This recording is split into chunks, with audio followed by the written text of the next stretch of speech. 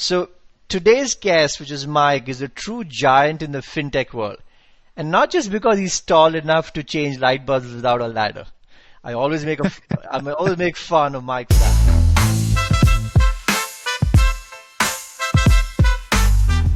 Hi Mike, how are you? Welcome to the pod. Good. Good, Aditya. How are you? I'm doing well. So today's guest, which is Mike, is a true giant in the fintech world. And not just because he's tall enough to change light bulbs without a ladder.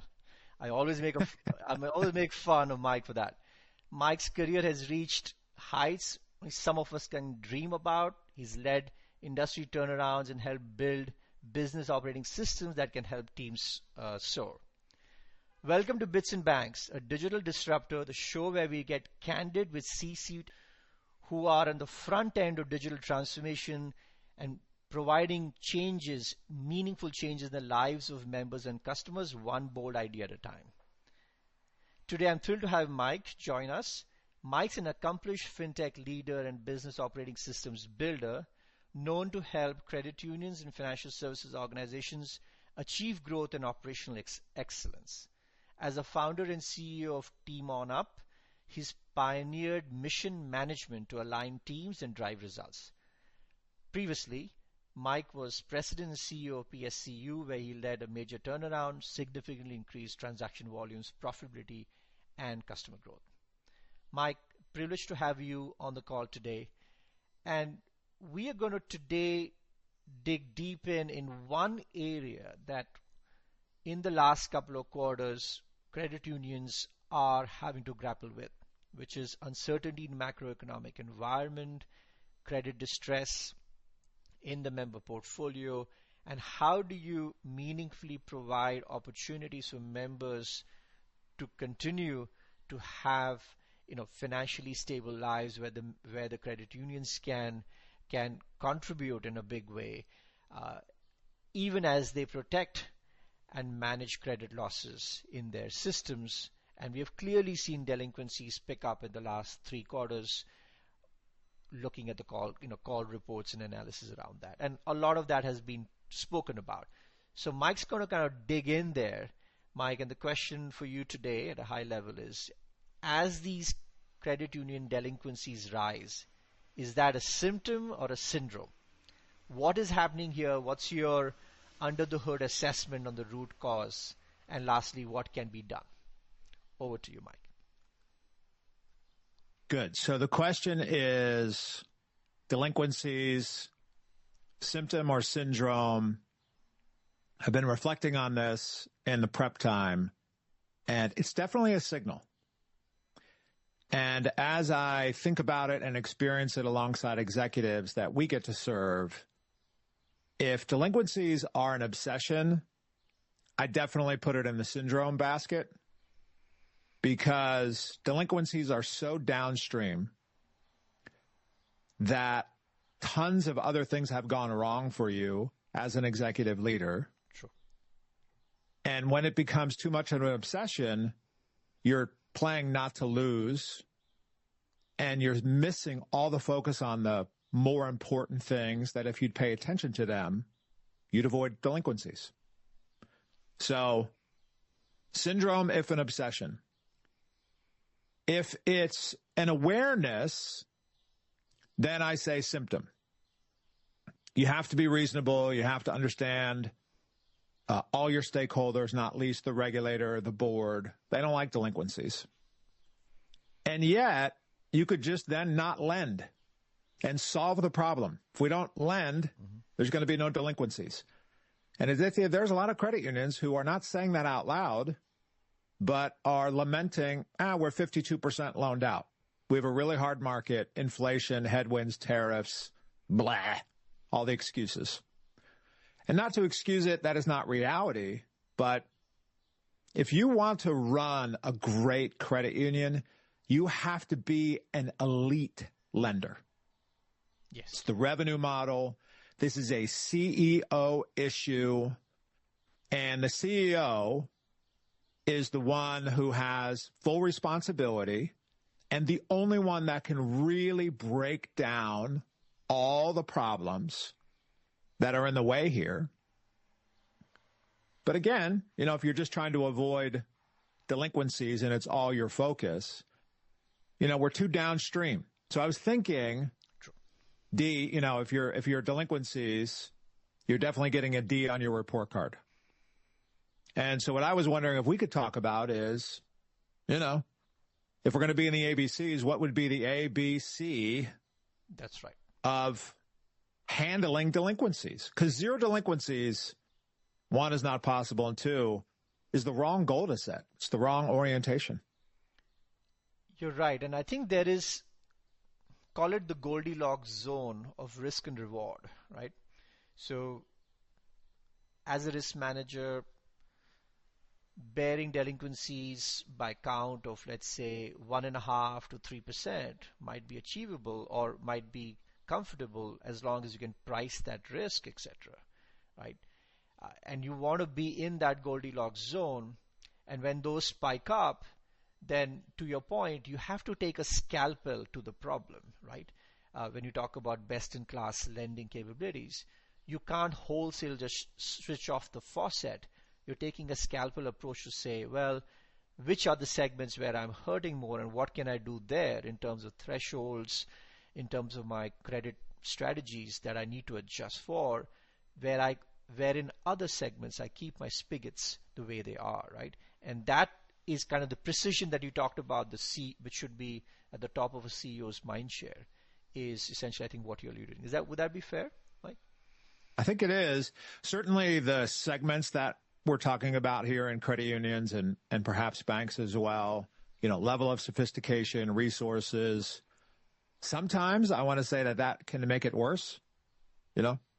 You don't need massive systems here. You need a good process. You need good tools. You need good partners to get at root cause solution. But I wonder about, do they understand the whole picture? Because the other thing, Aditya, in these conversations, I worry about patronizing credit unions. Yeah. And sort of having this posture of, I know better. Let me pat you on the head and suggest to you what solutions might be. And instead, how do we come alongside and really help execute more easily and point out the really obvious things that maybe are causing problems? Is this only an intellectual exercise? I don't think so. I think this is an incentives issue. I think this is a leadership issue.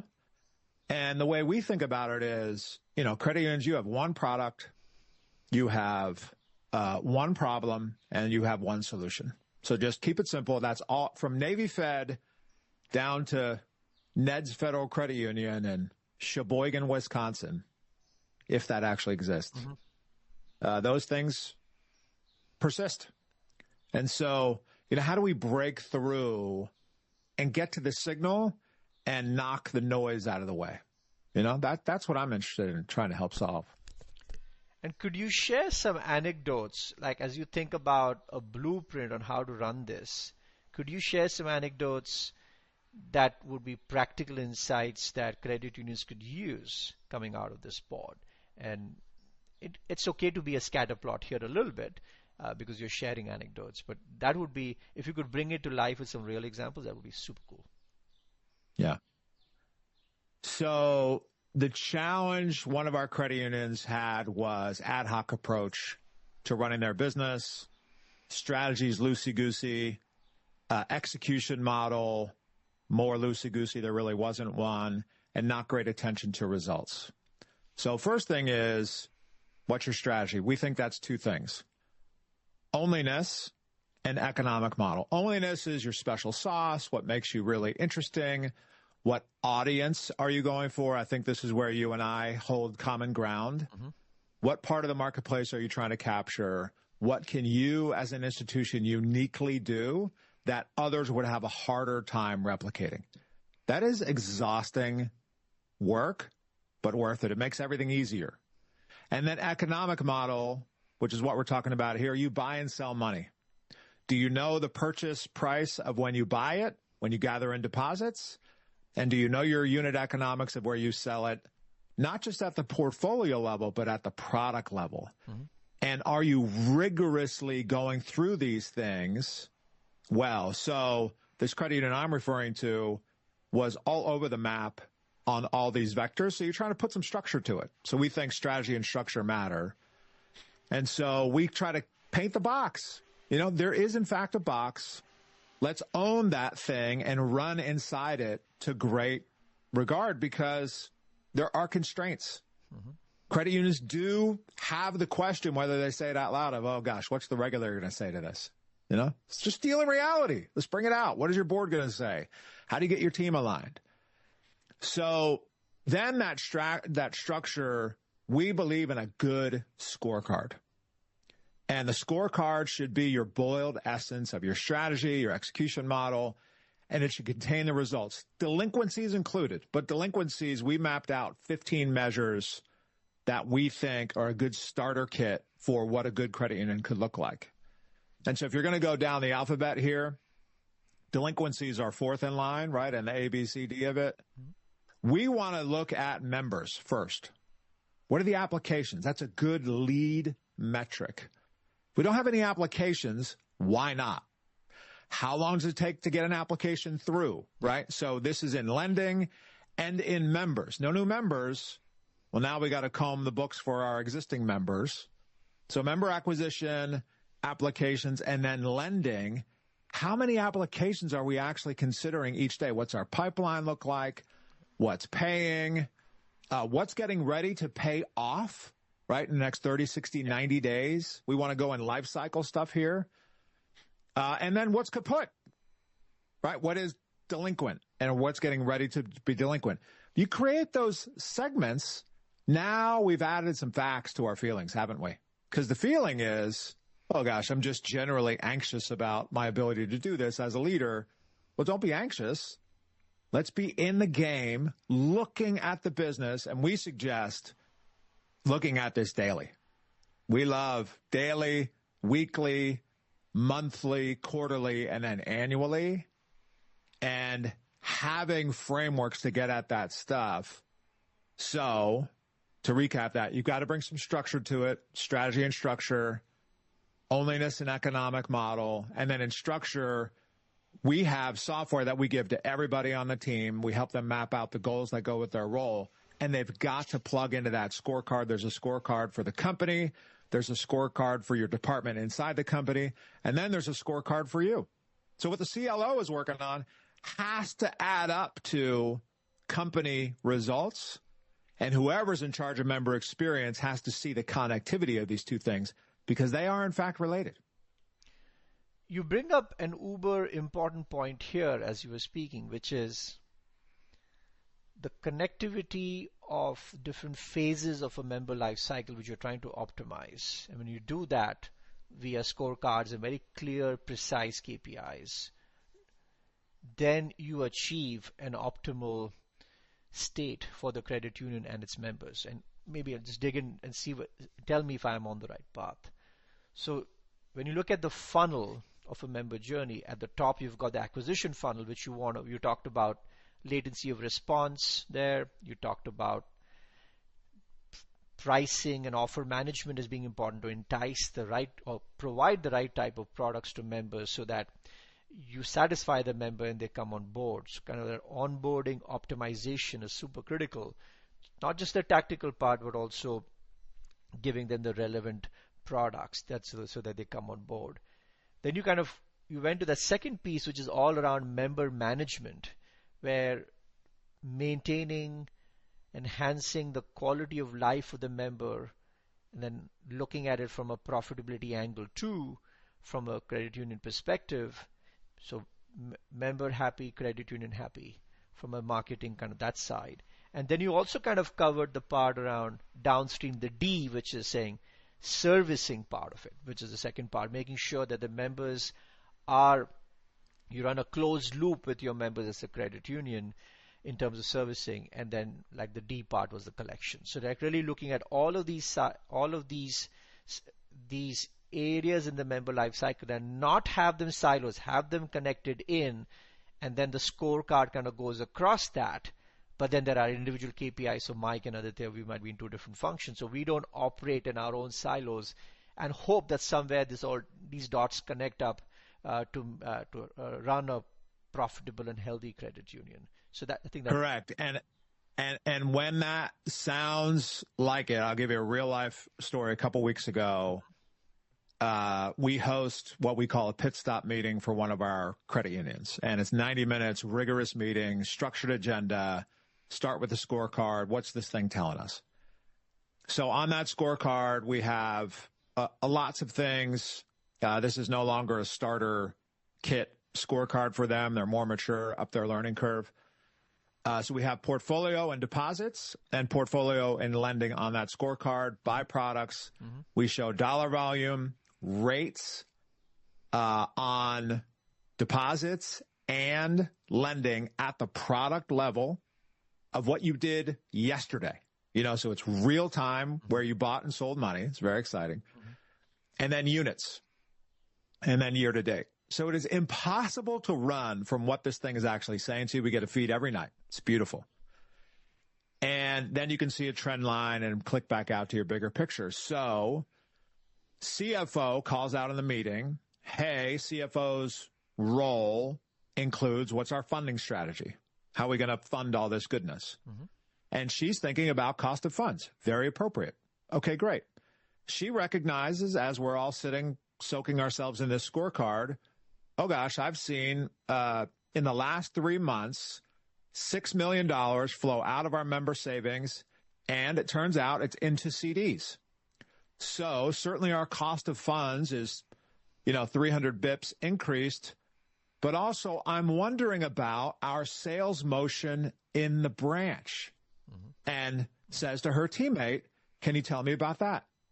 And Aditya, I almost had tears in my eyes because in this space, for a CFO to recognize the CFO stuff is not unusual, but to then be able to reach out to the teammate and say, hey, I understand this business and my job is to allocate our money to the opportunity we have. I know you're the leader in charge of that thing. How can I be of service? Do we have a training issue? Do we have new staff there? The quality of the conversation was so much better. And I thought, oh gosh, we're earning our money because this is the kind of work that top teams need to do together. And it was partnership based, and it's not all cake and roses, but it's real good quality conversation. And in the subsequent weeks, we left with an action item. Let's go do further discovery on that. Make sure we're seeing the picture. What has changed? Is there a new competitor in town? There's not 15 questions you would ask. It's a very small set of answers underneath that. Yep. And so they're able to have a sensitivity to responding to what's actually happening. And part of credit unions, they're very good at reacting to stuff. And so part of our value proposition is giving them stuff to react to. So exactly. If the credit union was during your workout, we want to be the Apple Watch that you're looking at. Oh, okay, here's my heart rate. Here's how many calories I'm burning. Give you sensitivity to, oh gosh, I'm not working hard enough, which is never your problem. I'm sure you crush your workouts, right? I try to. Of course you do. But I think the point you made here is so super critical that it's not once a quarter where kind of everything comes together into a P&L or a balance sheet of the institution, but the fact that you've had, to your point, a 300 basis points increase in cost of funds implies I got to now do something around my earning yields on my loan receivables, whether that's a competitive thing, whether that's internal training, whether it's the way I'm looking at my prospect funnel, but I have to do things in certain ways that I am continuing to crush my NIM, so to say, and right. Or make certain changes on my lending side of the business to reflect the reality that my cost of funds have gone up by 300 basis points. And to your point, if I'm able to have real-time discussions around that with quality data, the Apple Watch example that you gave, so I can make changes to my diet structure if things are changing, the market dynamics are creating change. I can do that in literally near real time. That is the very genesis of a best-in-class credit union. I think that's what you're leading to, right?